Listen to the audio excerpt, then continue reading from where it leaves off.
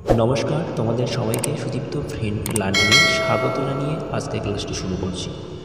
আজকের ক্লাসে তোমাদের সঙ্গে আলোচনা করব তোমরা যারা ক্যালকাটা ইউনিভার্সিটি বা ক্যালকাটা ইউনিভার্সিটির অন্তর্গত যে সমস্ত কলেজের ছাত্রছাত্রী রয়েছে এবং সেমিস্টার 3তে সেই সকল ছাত্রছাত্রীর জন্য এই ভিডিওটিতে আমি আলোচনা করতে চলেছি পলিটিক্যাল সায়েন্স মাইনর অর্থাৎ রাষ্ট্রবিজ্ঞানের মাইনর সাবজেক্টের যে সমস্ত ছাত্রছাত্রীদের রয়েছে এই মাইনর সাবজেক্টটির অর্থাৎ পলিটিক্যাল সায়েন্স এই সাবজেক্টটির সাজেশন প্রশ্নপত্র নিয়ে।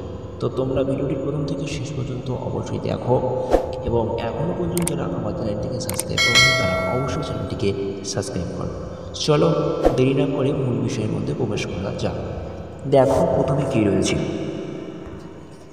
প্রথমে দেখতে পাচ্ছ 15 নম্বর প্রশ্ন মডিউল 1 থেকে। মডিউল 1 থেকে আমরা প্রথমে 15 নম্বর প্রশ্ন দেখব, তারপর মডিউল 2 থেকে 15 নম্বর প্রশ্ন দেখব এবং শেষে 5 নম্বর প্রশ্নগুলো আলোচনা করে নেব। চলো, 1 সার্বভৌমিকতার বহুত্ববাদী তত্ত্বটি আলোচনা করো। প্রশ্নটি খুব মোস্ট এবং ভেরি ইম্পর্টেন্ট, অবশ্যই তোমরা 15 নম্বরের জন্য করবে।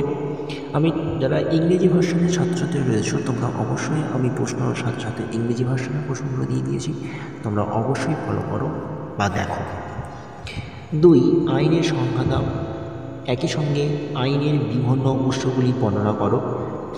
এটা তোমাদের প্রশ্নটি মাইনর 1 অর্থাৎ সেমিস্টার 1-এর মাইনর সাবজেক্টে এটি এসে গেছে, সুতরাং এই প্রশ্নটি তোমরা 5 নম্বর মতন করবে। ওকে, চলো।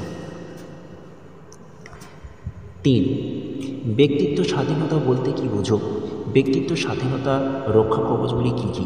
এই প্রশ্নটিও তোমাদের জন্য খুব মোস্ট ইম্পর্টেন্ট, সুতরাং 15 নম্বরের মতন করবে এই প্রশ্নটি। 4 ক্ষমতা কাকে বলে? কর্তৃত্ব ও ক্ষমতার মধ্যে সম্পর্ক লেখো। এই প্রশ্নটিও তোমাদের 15 নম্বরের মতন করতে হবে। 5 সাম্য ও স্বাধীনতার মধ্যে সম্পর্ক, এই প্রশ্নটাও। চলো পরের পেজে আমরা যাই। 6 জাতির ধারণা ব্যাখ্যা করো। তোমরা এটা করে রাখতে পারো। 7 সার্বভৌমিকতার সম্পর্কে একত্ববাদী তত্ত্ব। এটা তোমাদের সিসি 1 এবং E1 অর্থাৎ সিসি পেপার এবং মাইনর পেপার অর্থাৎ অনার্স পেপার এবং মাইনর পেপারে প্রশ্নটি শিখেছে, সুতরাং তোমরা এই প্রশ্নপত্রটি এই প্রশ্নটি তোমরা 5 নম্বরের জন্য করবে। চলো 8 জাতি ও রাষ্ট্রের মধ্যে পার্থক্য লেখো। প্রশ্নটি খুব ভেরি ইম্পর্টেন্ট, সুতরাং তোমরা 15 নম্বর ও 5 নম্বর অর্থাৎ 2 নম্বরের উপর ভিত্তি করে প্রশ্নটির উত্তরটা তোমরা নিজেরা করে নেবে। 9 আইন ও সমতা সম্পর্কে আলোচনা করো। প্রশ্নটা অবশ্যই করবে। এবার চলো আমরা দেখে নিই মডিউল 2 থেকে কী কী প্রশ্ন আমাদের 15 নম্বরে করতে হবে। প্রথম 1 অধিকারের সংজ্ঞা দাও। অধিকারের বিভিন্ন তত্ত্ব। অধিকারের সংজ্ঞা দাও। অধিকারের বিভিন্ন তত্ত্ব আলোচনা করো। প্রশ্নটি তোমাদের 15 নম্বর মতো করতে হচ্ছে। 2 ন্যায় বিচার সম্পর্কিত জন লসলের তত্ত্বটি আলোচনা করো। এই প্রশ্নটি তোমরা একটু 15 নম্বর মতন করার চেষ্টা করো। ন্যায় বিচার সম্পর্কিত জন লসলের তত্ত্বটি আলোচনা করো। আচ্ছা, পরের প্রশ্ন 3 ডেভিড হ্যান্ডেল কৃত গণতন্ত্রের শ্রেণীবিভাগ পর্য আলোচনা করো। এটা তোমরা 5 নম্বর মতন করবে। 4 তুমি কি মনে করো গণতন্ত্র ও কর্তৃত্ববাদ পরস্পর বিরোধী তার ধারণা? তোমার উত্তর সাপেক্ষে সেটা যুক্তি দাও। এটা করতেও পারো তোমরা।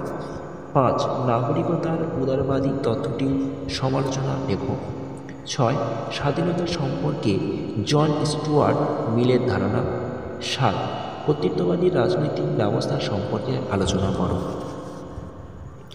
এবং শেষ 8 থেকে নাগরিকতার সংজ্ঞা এবং অর্জনের উপায় নেব। এবার আমরা দেখে নেব 5 নম্বরের প্রশ্ন। 5 নম্বরের প্রশ্ন তোমাদের যেগুলো করতে হবে সেগুলো দেখে নেব একবার করে।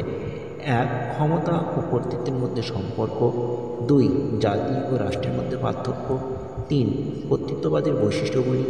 4 প্রতিরোধের অধিকার। 5 রাজনৈতিক বাধ্যবাধকতা। 6 রাজনৈতিক আধুনিক অর্থ লেখো। 7 সার্বভৌমিকতার বহুত্ববাদী ধারণা এবং 8 রয়েছে সমতার ধারণা আলোচনা করো। 9